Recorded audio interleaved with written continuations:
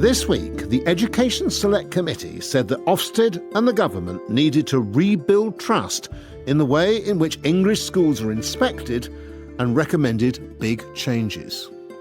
This intervention follows months of news coverage of the death of Ruth Perry, the head teacher who killed herself following an Ofsted inspection at her primary school.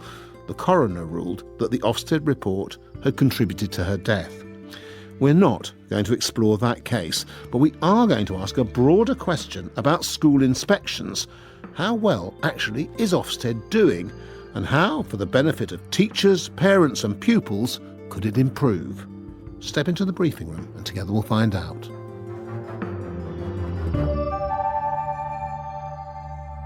Let's start by finding out why Ofsted was set up in the first place and what it was meant to do.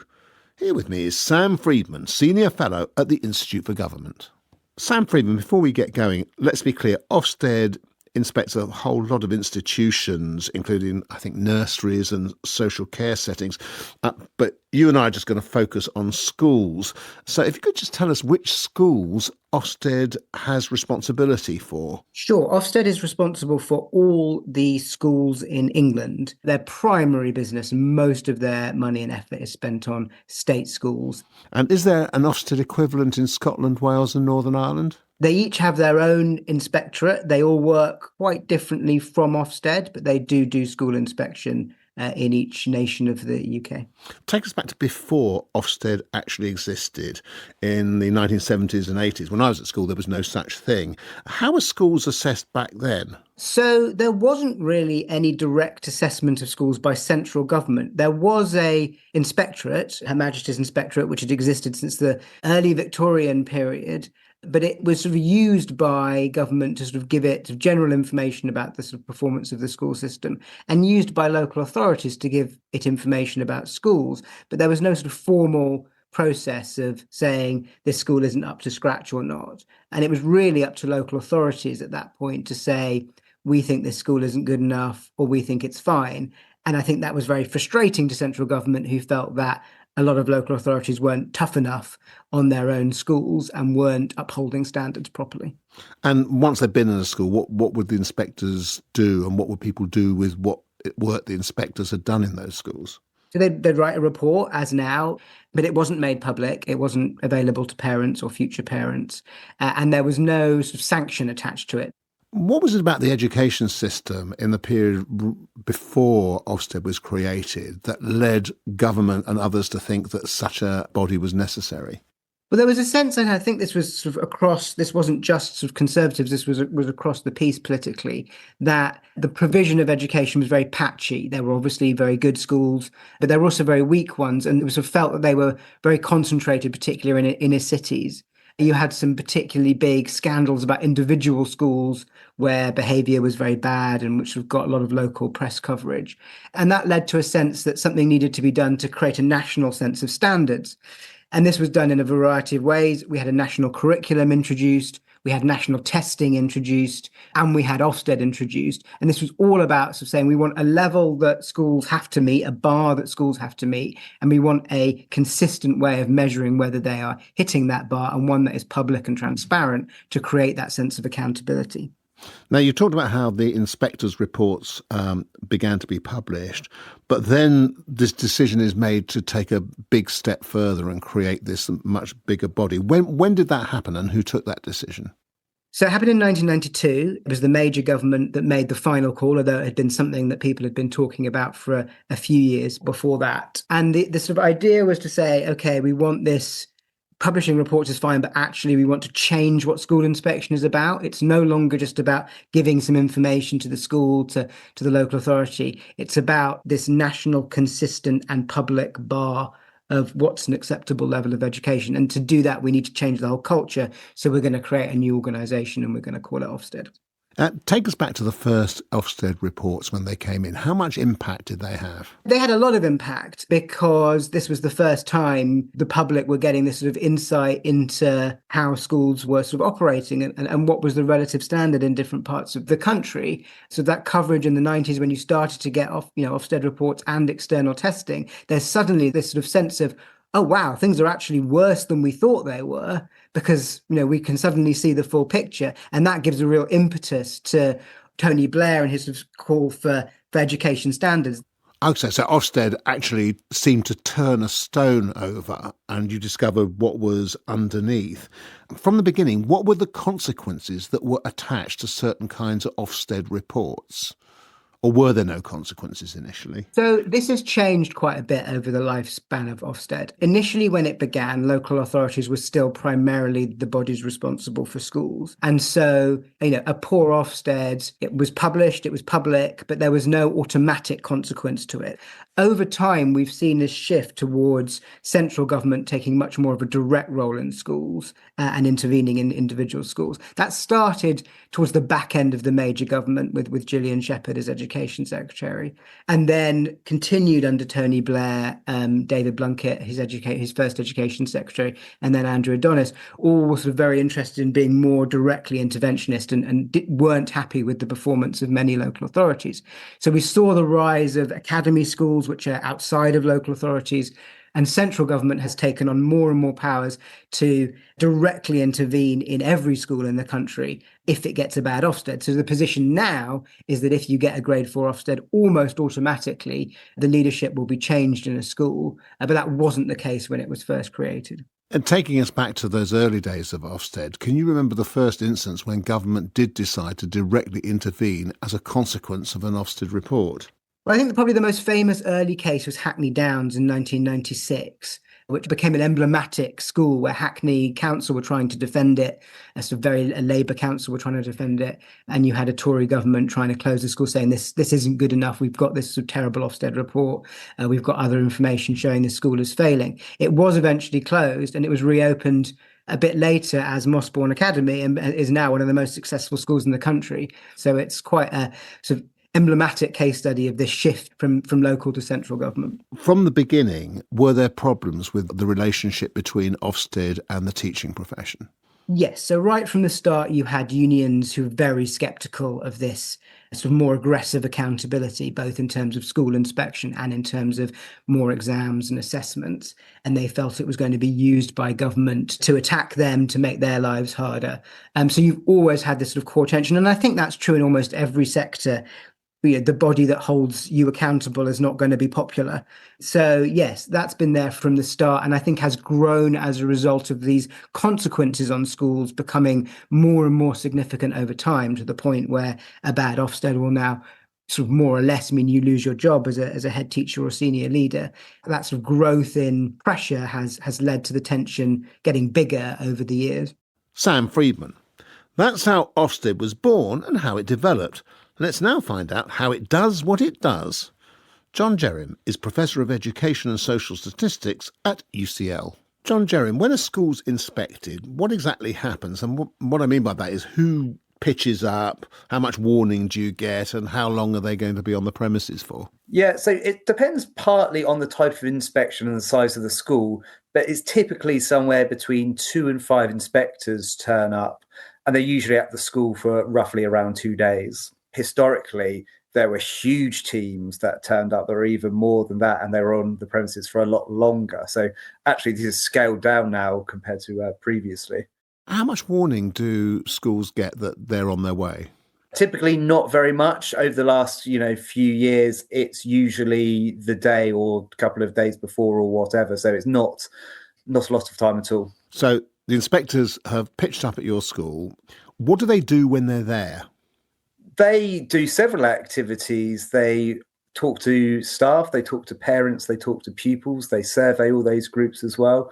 And they do things like lesson observations. So go around the classes with the head teacher and other members of staff to observe lessons.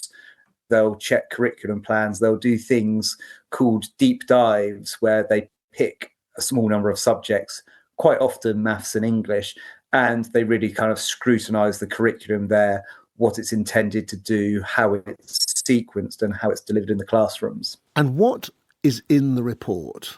The report basically summarises the evidence that the inspectors gathered during the inspection. It is very much a flavour. The reports are now actually pretty short compared to kind of the much wider evidence base that they collect. But it will now talk about what the school's doing well, what it's not doing so well, how it can improve, things like that. We're all used to, of a certain generation, getting a particular kind of school report with things like must do better and fails to pay attention in class. When you say these reports are shorter, are they short in that kind of a way? A typical Ofsted report for a full inspection is now really 2 or 3 pages long, and the rest is kind of background details about the school or whatever. Now, how often do schools get inspected? It depends. So outstanding schools for a long period of time haven't been inspected. So you have some outstanding schools that are out there now that haven't had an inspection for 10 or 12 years or so. But Ofsted is now kind of prioritising those for re-inspection. For most schools, it's typically every 3 or 4 years, but there's some exceptions to that. So, for instance, schools that are deemed to be inadequate, they have things called monitoring visits from Ofsted, which aren't kind of full inspections, but they're kind of a progress check for how they're doing. If you've not been checked for 10 to 15 years and you've been outstanding, how does anybody know you're still outstanding? Yeah, that's the million-dollar question. And I think that's why a lot of people now look back at the exemption for outstanding schools and think it was a mistake, just because in 10 or 15 years, the school can and probably has completely changed. The leadership's almost certainly changed. The staff body's changed. The local area may have changed as well. No one actually thinks if you've got an outstanding rating that's 10, 12 years old, that necessarily that reflects the school right now. I have to say, I'm slightly surprised by this, John, because I would have thought that was obvious. I agree. The exemption was initially brought in when austerity was kind of at the grips of the country, and it was a way of prioritising resources to target other schools which were in greater need of inspection. But in hindsight, it probably went too far, and I think it's a good thing that Ofsted are now going back and re-inspecting these schools. In the reports, the schools are graded, in 4 different grades? So there are 4 grades that you can get from a graded Ofsted inspection: outstanding, good, requires improvement, or inadequate. Outstanding, which is typically about 15% of schools, 15 to 20%. The vast majority get rated as good, so about 70%. Around 10% requires improvement, and only around 3 or so percent receive the inadequate grade. Now let's talk about what it is they're actually measuring, the inspectors. What is it? Is it the quality of the education? So there's 4 broad areas. The first is the quality of the education. The second is behaviours and attitudes of pupils. Third is their personal development. And fourth is the school leaders' management. And there's also a kind of note on safeguarding, whether safeguarding is effective or not. So it's essentially a binary outcome, yes or no. Could you be really good at one of those categories and not very good in the rest of the 3 and still get an outstanding? Some of the areas are limiting judgments or have been limiting judgments. So, for instance, you could have outstanding quality of education, but if you fall down on safeguarding, or if you fall down something like leadership and management, it can bring down your entire grade to, for instance, inadequate. If a parent thinking about where they should send their child, insofar as they've got any choice, sees good or outstanding across a school, what should they take from that? I don't personally think it's that useful to parents in selecting a school. It doesn't feel very useful because of the time lag. If you take an average school that's been inspected once every 4 years, then actually on average that judgment's going to be 2 years old when you're making your decision. It's going to be about another year or so till your child actually attends there. Why I think we have to be a bit cautious is this is largely opinion, or at least a decent chunk of it is opinion and views forms. A different inspector or a different team of inspectors could go in on a different day, observe different things and come to different conclusions and different judgments. John, what can we say about the relationship between how a school is graded, outstanding, good, etc., and what, let's say, the outcome for children will be academically? So I think the presumption is amongst a lot of parents that you would expect to see a strong association between going to an outstanding school and then how your child will do in their GCSEs and later life.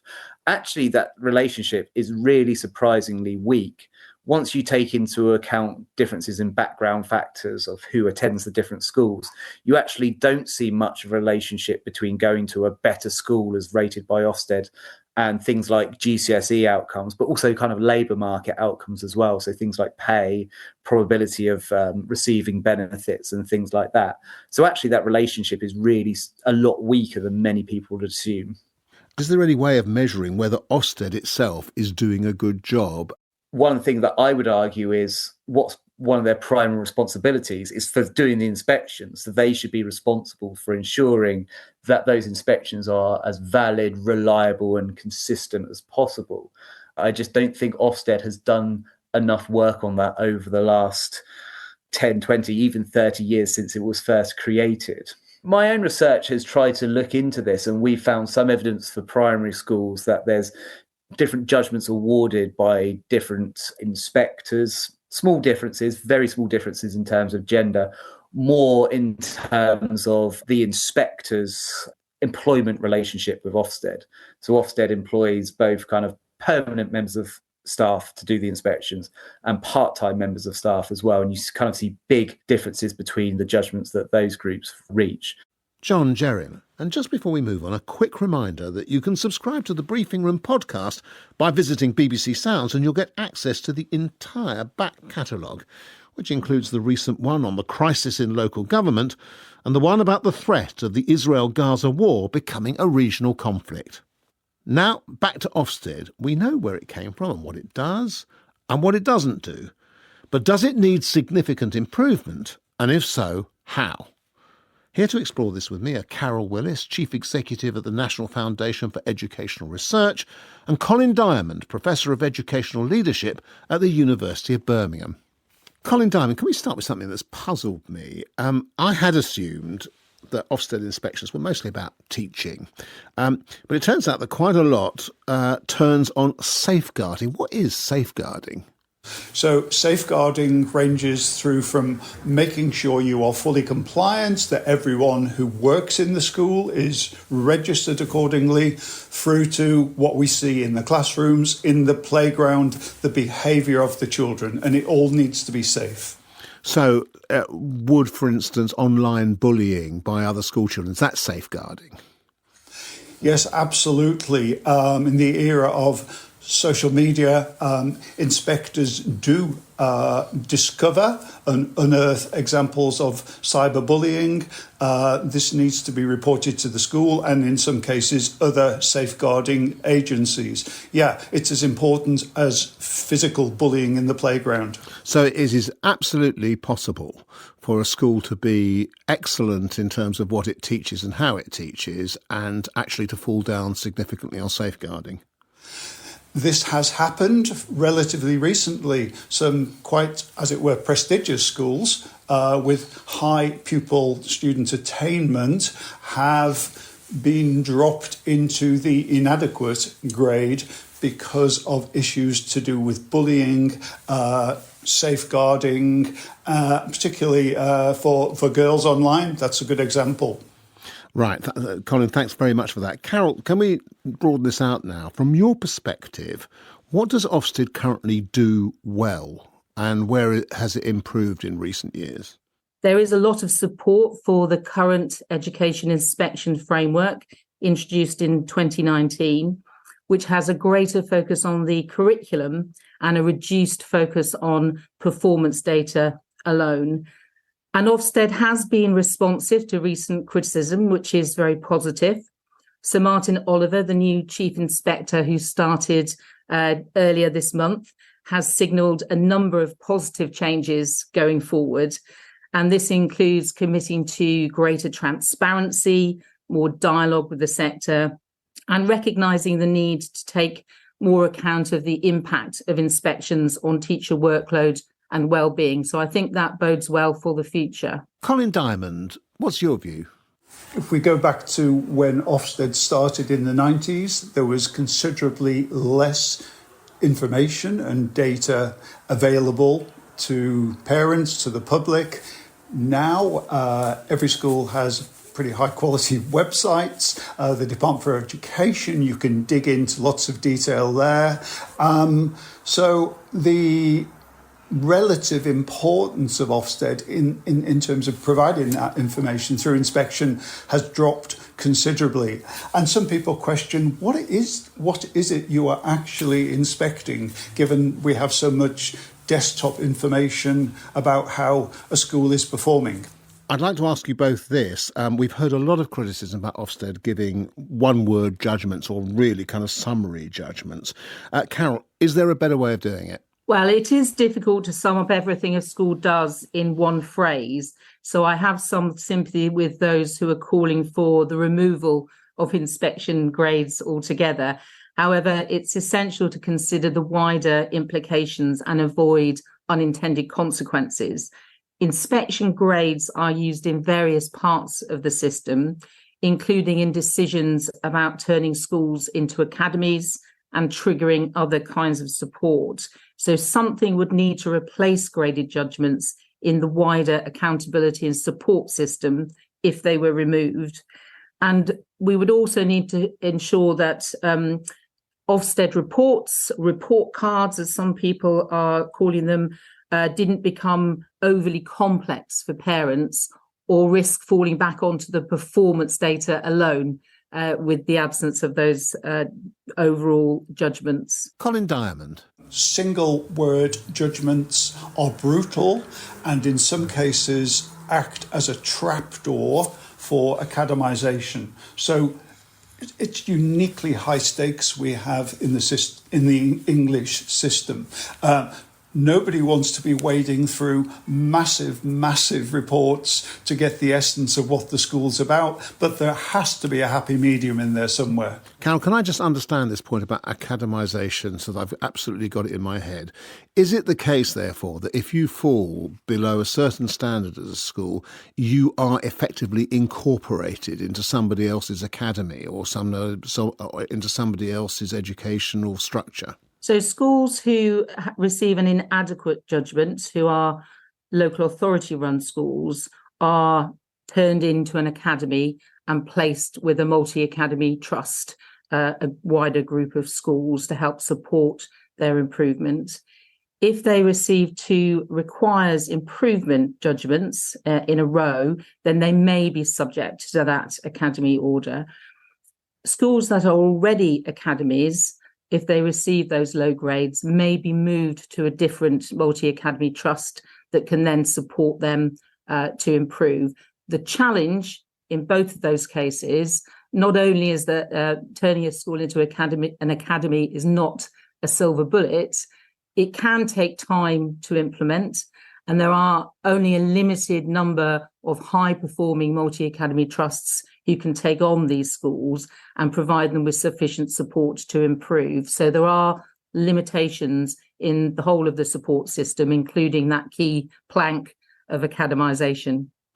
One of the things that strikes me is that the process seems to end in many ways with the report. And the question is then how the school can be helped to improve, but Ofsted doesn't have the responsibility for doing that. Is there an argument for having, I don't know, some kind of extra agency which says, I don't know, a school improvement agency which follows up on what Ofsted has discovered? Carole, what do you think? Well, I think the first point to make is that Ofsted absolutely isn't a school improvement agency and shouldn't be, because that raises all sorts of conflicts of interest in relation to its role in inspection. But I absolutely agree that the support framework itself needs to be very carefully reviewed by the government. There is a lot of concern in the sector that the support available is not sufficient, not tailored to the school needs, and not available quickly enough. Now, there's an interesting model that NFER has evaluated, used in some African countries, which has had some very positive impacts on the quality of education there, where school inspection experts take part in the inspection process alongside government inspectors. The government inspectors then leave, maintaining their independence, and the school improvement agency works closely with the school over the coming months to help them address the issues identified in the inspection. That kind of model would require a lot more resource, but it's certainly something to be considered in an English context. Carole, finally, this discussion is happening in the context of what you might describe as a sort of widespread, I wouldn't say it's kind of anti-Ofsted feeling, but highly critical of Ofsted feeling. Are you worried at all that there's the temptation to try and return to the days when schools were not subject to this high level of inspection, i.e. the days before 1992? I hope not. That would be a huge step backwards. I think we need an inspection system to provide a more rounded picture of a school. We need to continue with a risk-based approach to identifying the schools that are inspected and how frequently they're inspected, because there are limited resources. And there's always going to be a trade-off between frequency and depth of inspections. We may not have the balance right at the moment, but that's always going to be part of the system. Colin, do you agree? I do agree. I am no abolitionist. I think pretty much everybody I work with in the profession recognises the importance of inspection as one key ingredient of school improvement. What the profession is looking for is a more sophisticated system that will actually add value to how schools can improve. We don't want to return to the pre-92 days.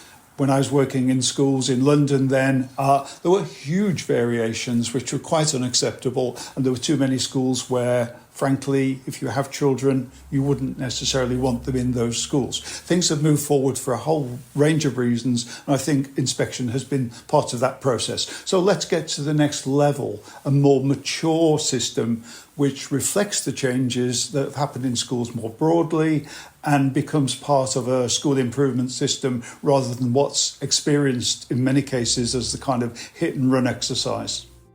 Colin Diamond there with Carole Willis. My thanks to them and to Sam Freedman and John Jerrim. My conclusion, there may be problems with Ofsted, but from what I've heard, we still need it, and finding the solutions to those problems seems perfectly possible. You've been listening to The Briefing Room with me, David Aronovich. The producers were Nick Holland, Kirsteen Knight and Charlotte McDonald. The sound engineer was Hal Haynes. The editor is Richard Barden. And another edition of this podcast will be along again soon.